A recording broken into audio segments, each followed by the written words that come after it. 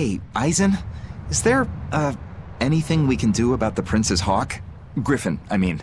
Every day, it goes out on these hunts or whatever, and brings back the weirdest stuff. It's making a real mess out of the deck. Hawks hunt. What's the big deal? Well, yeah.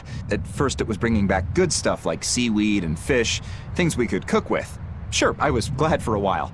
But then it started to escalate. Now we're talking 150 kilo ambercants and 350 kilo killer swordfish that it's catching. That's not a bad thing, is it? It just means more to eat. It is when they're being dropped from the sky onto the deck. Especially those killer swordfish and razor-sharp bills. What if somebody gets run through by one? Can't you just warn the prince that his bird needs to be more careful? Yeah, we could, but he looks so happy watching his hawk, I'd hate to spoil it for him. Yeah, the prince looks so happy whenever Griffin is flying free. He kept grinning and asking Grocky all nice-like if he wanted to fly some more. Grocky? That's what Kamawana kept calling Griffin.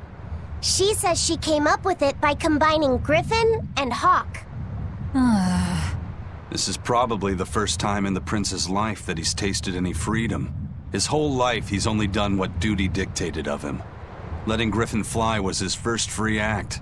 To the prince, Grocky's an extension of who he is. So what are we going to do? Nothing, really. It's not like it really hurt anybody. But it's punctured some major holes on the deck! I'm sure even the prince knows when to rein it in. Let him have a little fun. He deserves it. I don't know about all that. I'd say the prince is letting his newfound freedom get the better of him. Hey, I was just up on deck and it looks like Griffin's caught an elephant tuna this time. An elephant tuna? That's the really big tuna that can swallow a killer whale whole, right? That almost sounds like a demon to me. Yep, huge fish, gills like elephant ears. I saw it myself. From the looks of it, I wouldn't be surprised if it was a demon. It's crazy valuable. On a good day, it can fetch 20 million gold on the market. But there's something ominous about seeing it hovering in the air above the ship. 20 million gold? I take back everything I said. The prince and Griffin can do whatever they want. Did she say above the ship? Oh, hell.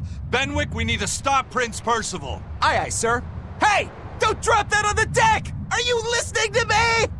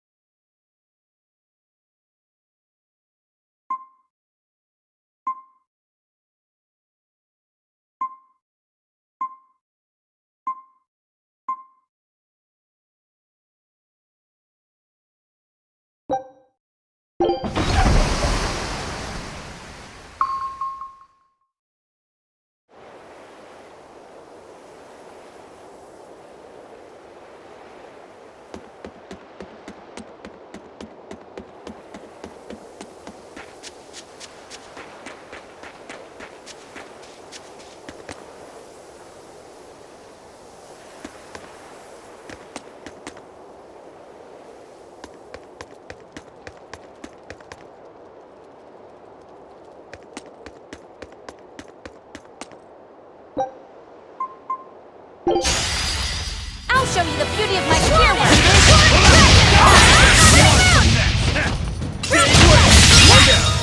For five! Armored person! Next, the Reaper's power. Eat it!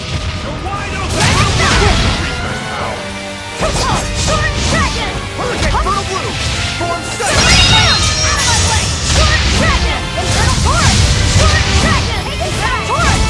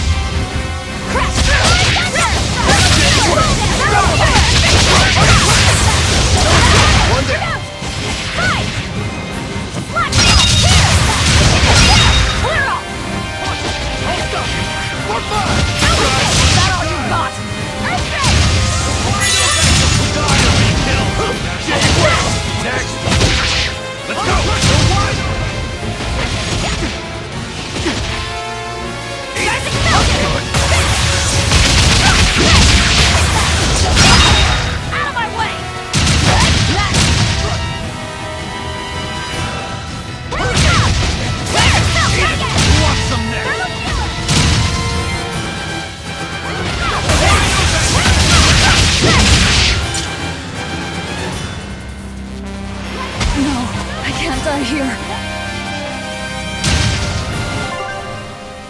Disgraceful.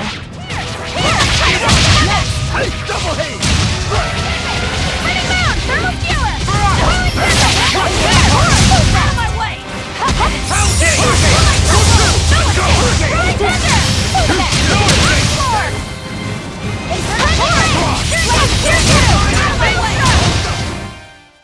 Aren't spears difficult weapons to master?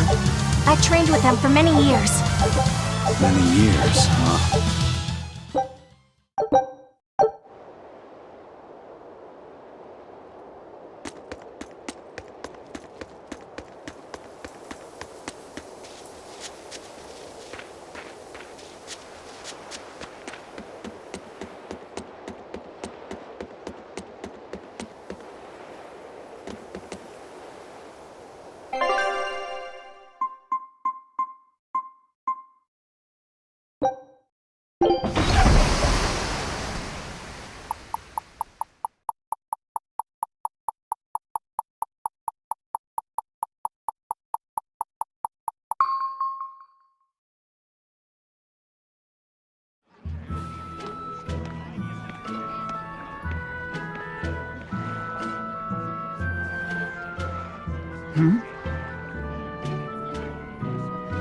The boss has given me a message for you. Says there's some sort of nasty demon running around in the Aldina Plains, to the east of Logris. She thought it might be the one you're looking for. Wasn't the Eastern Highway closed off from Logris? That was only temporary. It's back open now. If you follow the road, you'll reach Stonebury Village. There you'll find one of ours who actually saw the demon. You want to know more? That'd be a good place to start. Got it. Hey, that's the same direction I sensed Give Tabitha our thanks.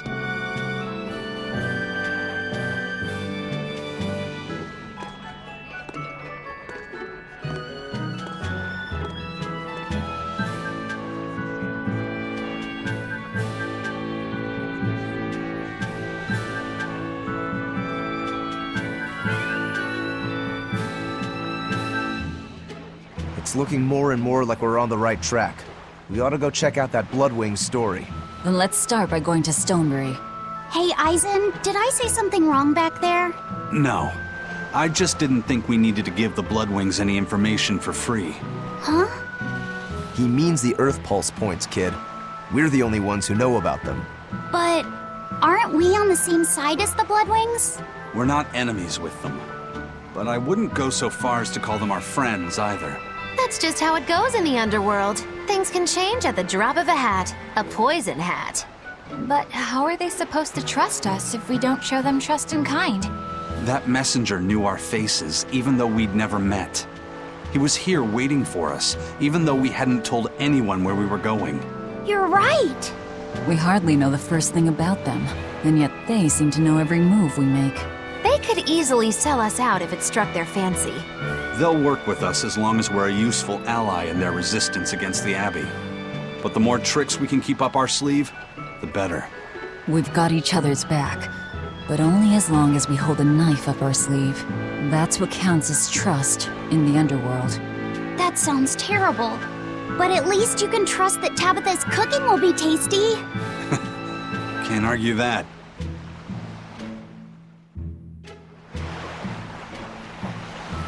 This is everyone's first time to Stonebury, right? Why was it blocked off? Demons? No, there was a great tornado on the Aldina Plains that swallowed up a whole merchant caravan. Hundreds gone in an instant. The cooling of the climate is causing bouts of odd weather. Thunderstorms, heavy downpours, and the like. Correct. The Abbey is keeping a tight guard on traffic through the affected areas. If it's open now, that must mean the tornado is gone. I wonder what sort of place it is. It's quite lovely. In the vast forest to the east, you can find gemstones, and it's teeming with rare plants and insects. The locals trade only as much meat and hides as they need, and they live peaceful, quiet lives. You sure know a lot about this place. It's where the Norman he first fell in love with grew up. Yeah! again? Please don't embarrass me. Though we are apart from each other now, our hearts are still as one. Immediately after you and I made our pact and set off, she fell in love with some macho Norman and moved away. What? Why haven't I heard about this? How long have you known? Oh, I don't know. Maybe I found out during my long search for you. Or maybe it was right after we left. I remember leaving something in the village and going back to... Oh well, not like it matters. It does matter! There's no sense in crying over a fickle girl. Come, Stonebury awaits. The Eastern Plain is finally open for travel. I hear that the people of Stonebury are alive and well. My husband and I can breathe a sigh of relief. I wasn't worried about him at all. He talks tough, but he was really worried. Oh, sorry you don't know who we're talking about. It's his apprentice. What kind of apprentice? My husband's an architect. Even the royal family and the abbey commission his work. He's been at the docks here on a job. He just finished and we're about to return to Logris. These people don't care about all that. Why did your apprentice go to Stonebury? He's young and talented, but a bit eccentric. He said he wanted to help create a new town, so he set off to the frontier. A craftsman has to focus on his work. Creating a new town. Ha! He should know his place. But my husband didn't disown him. That boy's fearlessness reminds me of my husband when he was young. So you understand how he feels then? I didn't say that. If he thinks he has the talent, he's free to do as he likes. But if he doesn't follow through with it to the end, I'll be done with him. Did you hear that? He thinks the boy can do it. If you ever find yourself in Stonebury, go visit that boy's workshop. Right, I'll do that. Sorry about my husband. He can be a real grump. Don't worry about it. I'm pretty used to people like that. Hey, what's that supposed to mean?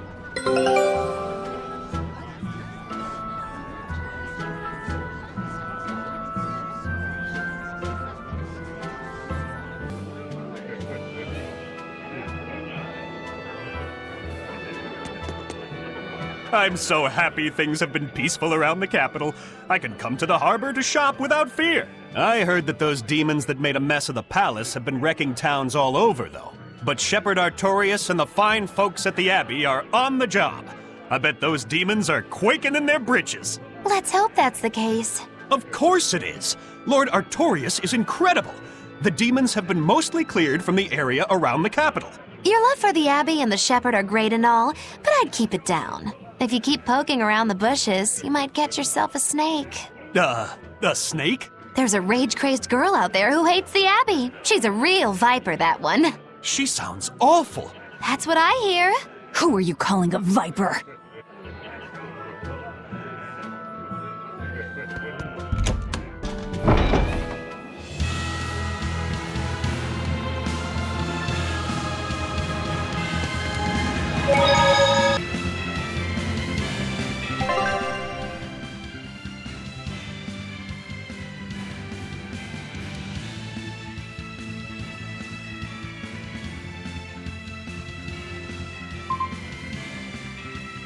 I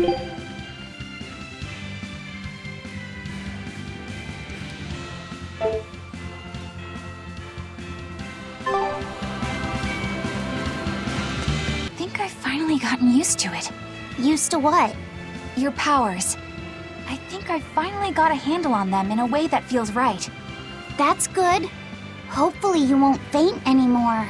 Yeah, and I'll keep learning too. I hope we can make this work out. Yeah, definitely. Fingers crossed. What's wrong? Nothing. Hey! When you and Eleanor made your pact together, she gave you a true name, right?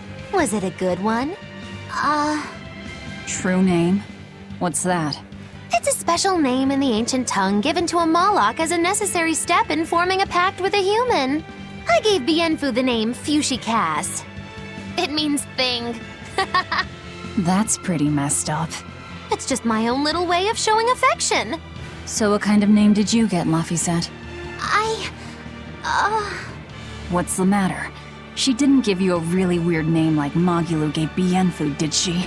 If you're not happy with it, I can talk to Eleanor about it later. So go on and tell me... I'm fine with it. And I can't tell you anyway. Well, you don't have to get so worked up about it. A true name is not something a Moloch just casually divulges to others. They carry a special meaning to us. Speaking it to anyone other than our Pact Keeper carries a special meaning. Between comrades, it means we trust them with our lives. In other cases, it's... Practically a confession of love! You could have said something sooner, you know. Laphicet's at a delicate age. You should be more careful in the future. Oh, really? It's just another way of showing affection.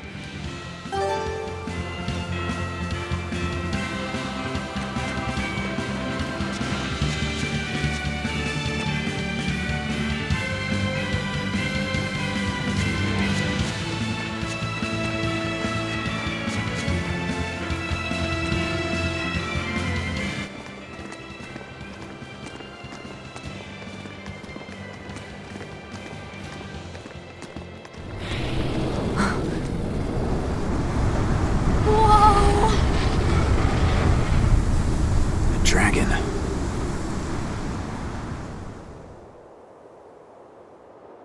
That's gotta be the demon Tabitha wanted us to know about. It's flying free, but could it still be a Therian? I just felt an Earth Pulse point. It's that way, somewhere near the top of that mountain. Let's check it out.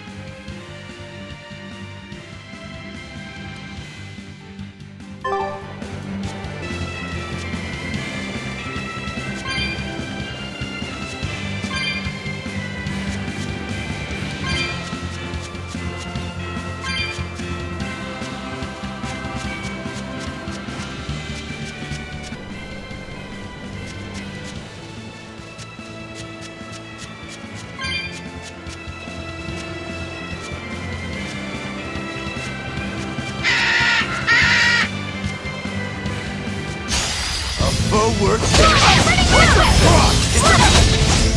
go!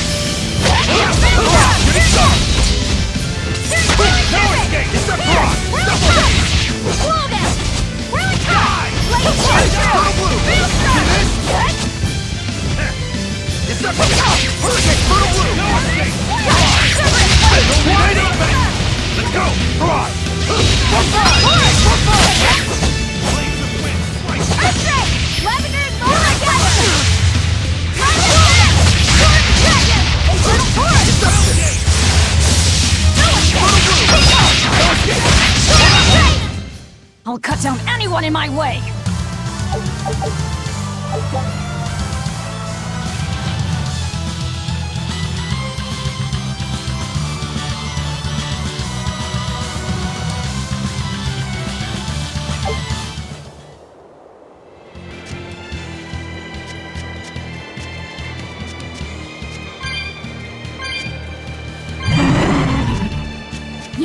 can really feel the Earth pulse now. It's up above. Guess we're in for some mountain climbing then.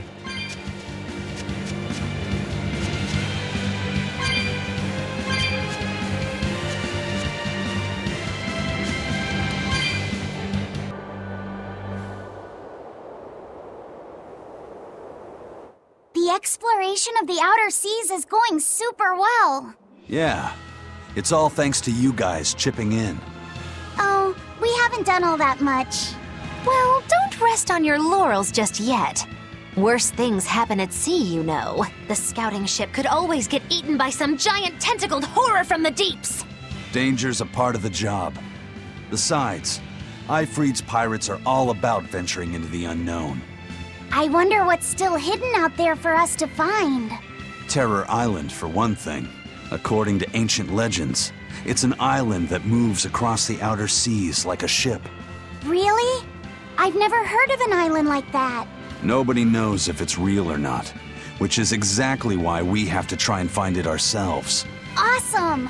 I can't wait to get to the bottom of this. Don't get too excited just yet, kiddo. It's good to have enthusiasm and all, but I bet this place is called Terror Island for a reason. I'm not too worried. Like Eisen said, challenging the unknown is what Ifreed's pirates do, no matter what the risk. Looks like you've caught the bug too. Ah, looks like it.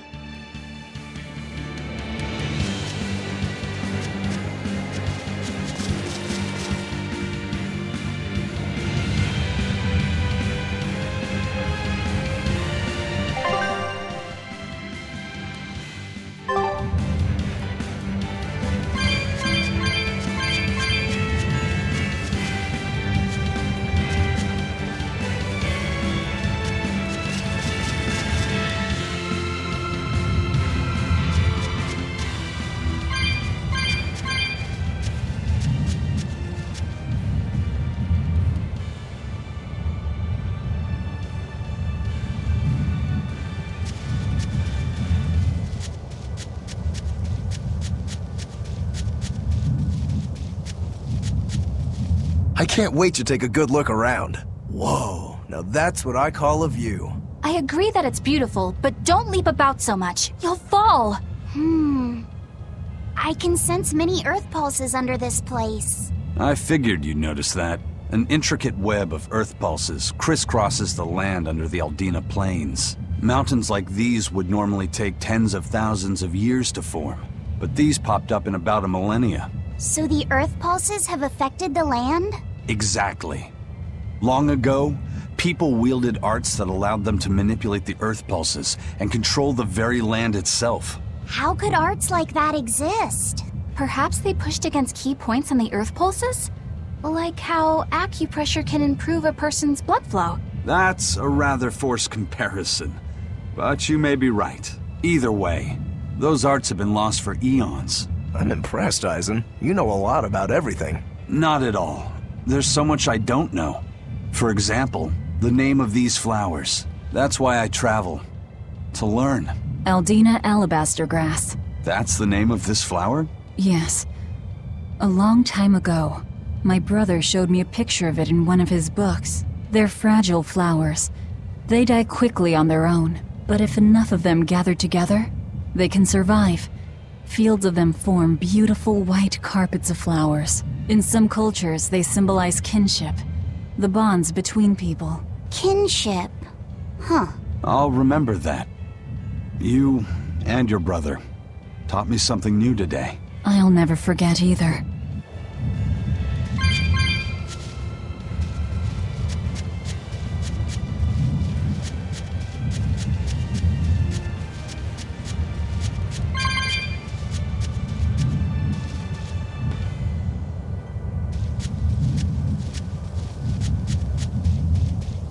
Here!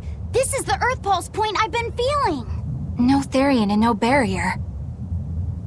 I must have gotten it wrong again. I wouldn't be so sure of that. That dragon could well have broken its barrier.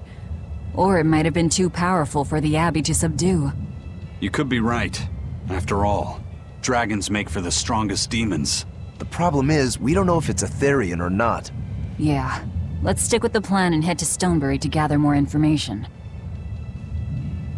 Am I the only one here who thinks the real problem is how we're supposed to fight a frickin' dragon?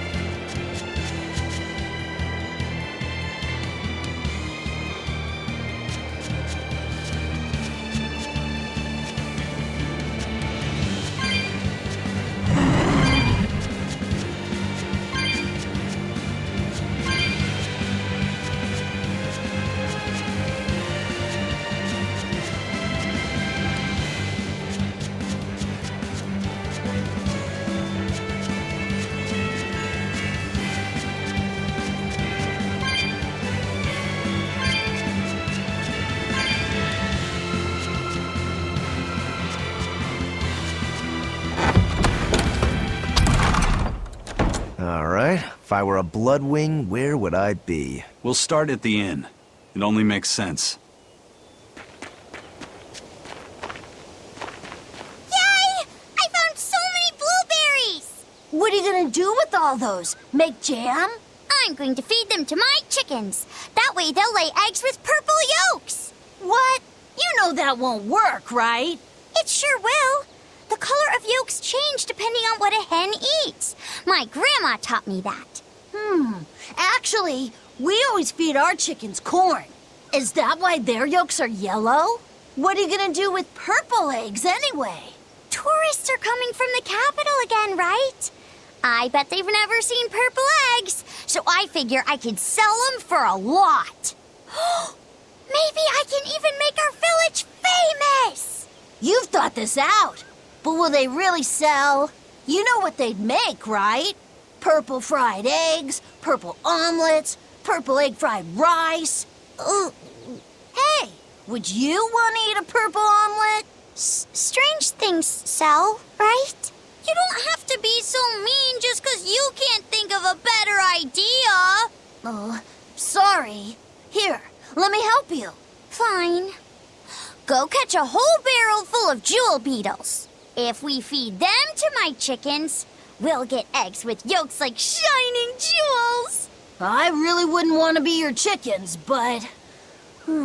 okay. What a carefree village. But you know, this is what really makes humanity amazing to me. Attempting the impossible. Reaching for the stars, just as a matter of course. Aye. Though we may stumble countless times on our way, we can achieve anything we put our minds to. Attempting the impossible, huh? That's all well and good, but there are some lines that should never be crossed. Purple eggs. Ugh.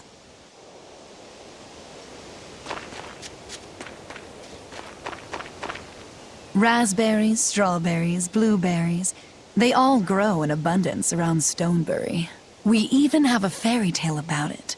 One day the ground was covered with so many fallen berries, they all became stones. Stoneberries. Is that how the town got its name? The spelling has changed some, but yes. Berries are an important part of this village.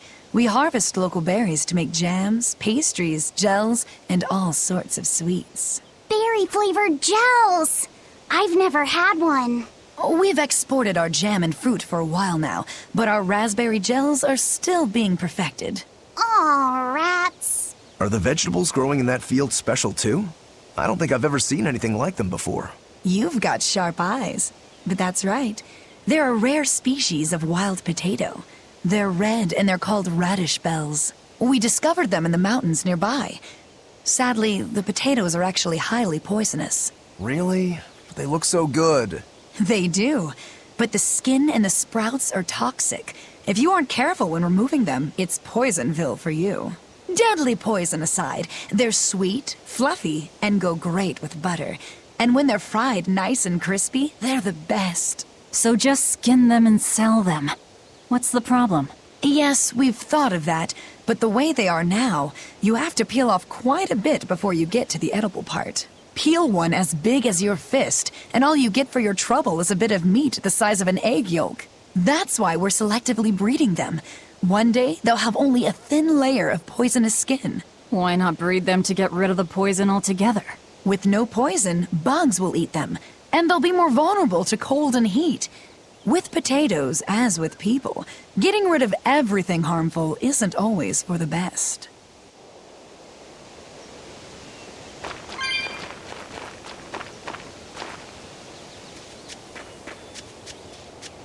The water around here is ideal for producing wine and spirits.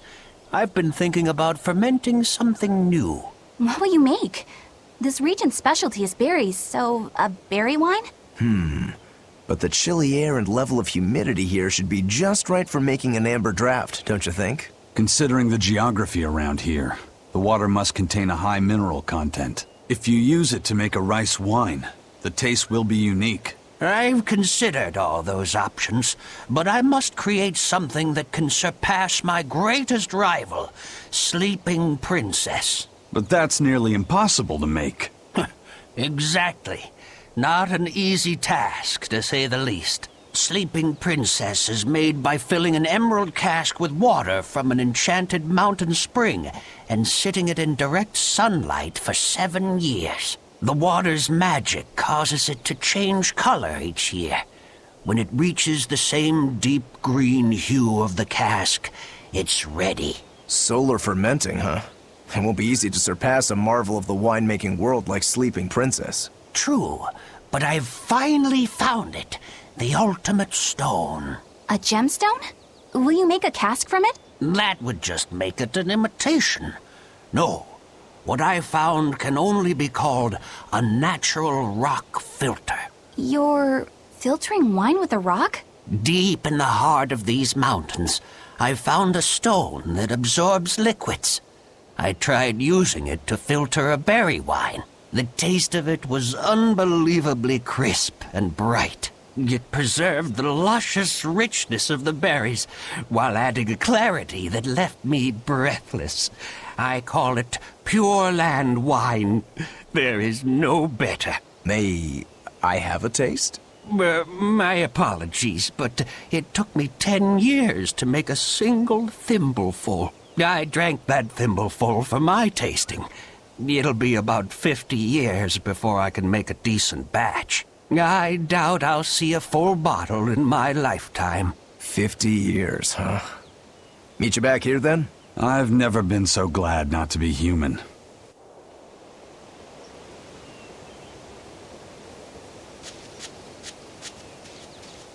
You need sundries. We got sundries. Stoneberry hasn't had much luck growing just yet, but this pioneer town has a lot of potential.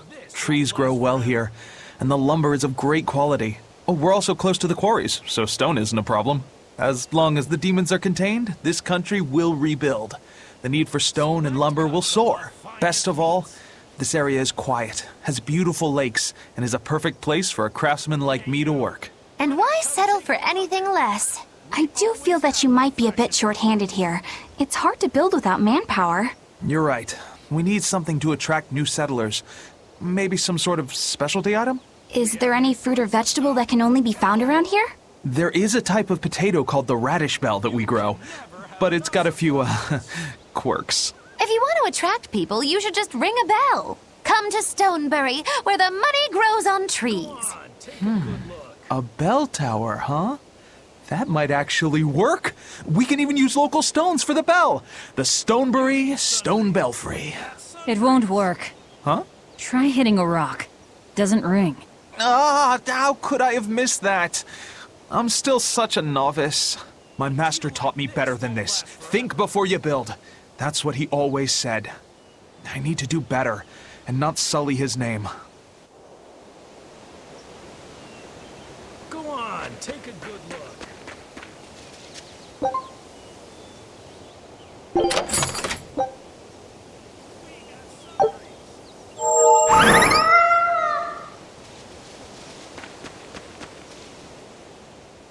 I was on my way home from a trip to Logres, crossing the Aldina Plains, when I saw it. Rain was pouring as if from buckets, and the wind was so strong I could hardly stay on my feet. From the vast darkness of the sky, a monster of tremendous size descended, like the essence of the storm itself.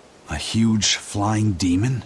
At that moment, a group of exorcists leapt out from their hiding spots and began to battle the demon beast. But it met their swords with its fearsome horns, and a swipe of its tail threw the noble exorcist's back. Horns? And a tail? Where did the demon go? I couldn't tell you. I was so frightened, I ran away and never looked back. I hope the Abbey can get rid of it, but the beast took out 3 exorcists with a single blow. Come to think of it, another person was there too. He faced the demon and told it to stop. Zavid. If you're going to the Aldina Plains, you'd better be careful.